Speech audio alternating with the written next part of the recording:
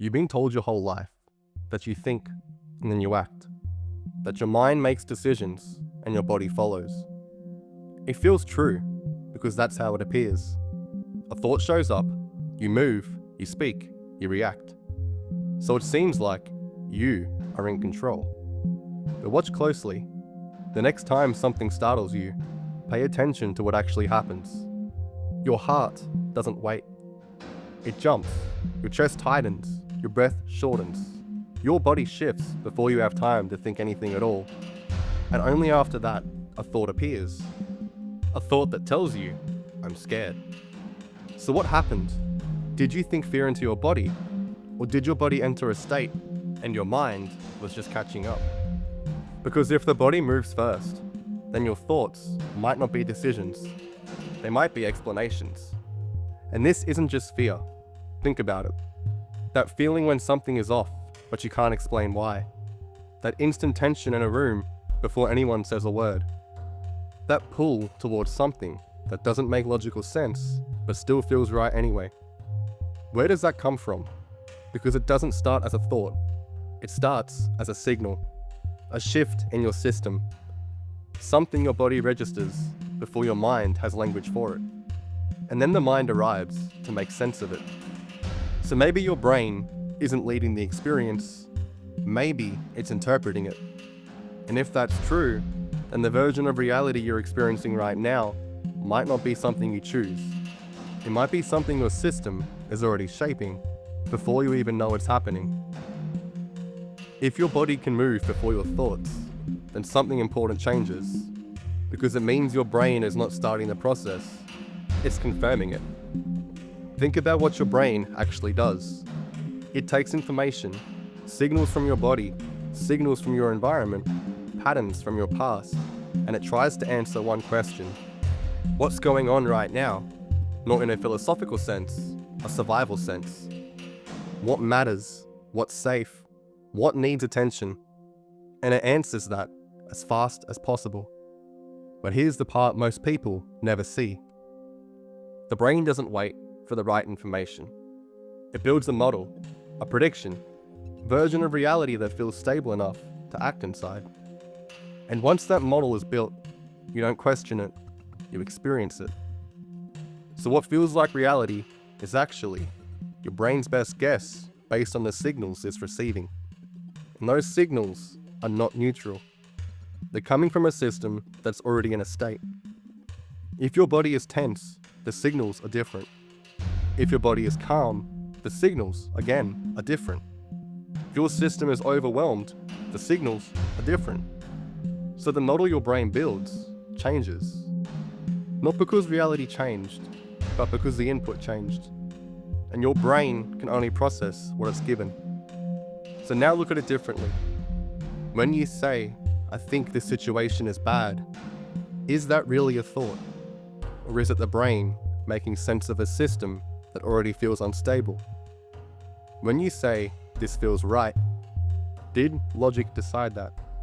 Or did your system settle into something coherent and your brain labeled it?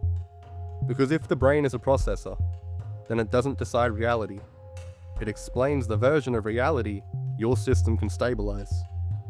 It doesn't feel like you're filtering reality. It feels like you're just seeing it, but you're not. Because out of everything happening right now, you're only aware of a fraction.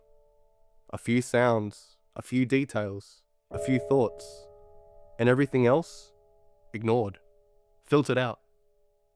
So the question isn't why do you see what you see? It is, why did that stand out and everything else didn't? Because what stands out is not random, it is selected. Not consciously, structurally. If your system is under pressure, you notice the tone in someone else's voice, small signs of a threat, things that confirm something's wrong. In this process, you miss opportunity, signals that don't match the state you're in. However, if your system is stable, the same environment changes. You notice timing, patterns, connection, possibility. The same people, the same place, the same moment, completely different world. So what changed? Not reality, your filter. And the filter isn't something that you turn on or off. It's something you are. This is why two people can walk into the same situation and leave with completely different experiences. Not because one is right and one is wrong, but because their systems are selecting different things to become real. You don't see reality as it is, you see what your system is prepared to notice. Most people think emotion comes after something happens. Something goes wrong and you feel stress. Something feels good and you feel calm. Cause and effect. That's what it feels like. But look closer. Because emotion doesn't just respond, it prepares. Before you fully understand a situation, your system is already shifting. Tension rises, energy changes, your body reorganizes. And then your brain steps in and gives it a name. Stress, excitement, even happiness. But by the time you name it, it's already happening. And that state doesn't just sit there. It starts changing everything. What you notice, what you ignore, what feels possible, what feels threatening. Emotion doesn't just sit on top of reality, it reshapes it. When your system is overwhelmed, the world shrinks. Options disappear. Timing feels off. Everything tightens. When your system is coherent, the world opens. You see connections, you feel space, you move differently. Same environment, different reality. So emotion isn't just something you feel, it's something your system uses to decide what kind of world you're able to experience. You don't feel your way through reality, your feelings determine which reality becomes available. There's a pattern most people feel, but don't fully understand. Different situations, same outcomes. Different people, same tension. Different opportunities, same hesitation. It feels like life is repeating. But look closer, because it's not the world repeating itself, it's your system. Every experience you've had didn't just pass through you, it shaped you. How you react, what you felt, what you learned was safe and what wasn't. Your body stored that, not as a memory you think about, as a pattern it runs off. So when something new happens, your system doesn't start from zero. It references what it already knows, and it asks one question.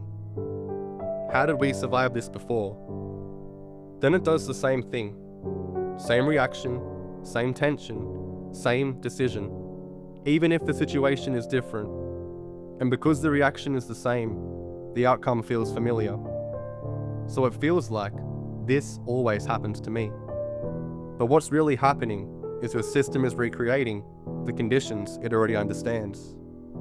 Not because it wants to trap you, but because it wants to protect you. Because what's familiar feels stable, even if it's limiting. You don't just remember the past, you recreate the conditions of it in the present.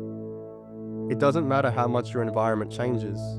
You can move places, change people, get new opportunities, and still arrive at the same outcome. Because it was never just your life repeating, it was your system, running the same reality again. Up until now, it feels like there's a you inside all of this. A you experiencing the body, observing the thoughts, reacting to the world. But look closer. Right now, this moment, what's actually happening? Your body is sending signals, your brain is processing them, a model appears. What this is, what it means, what to do. You feel it, you think about it, you react.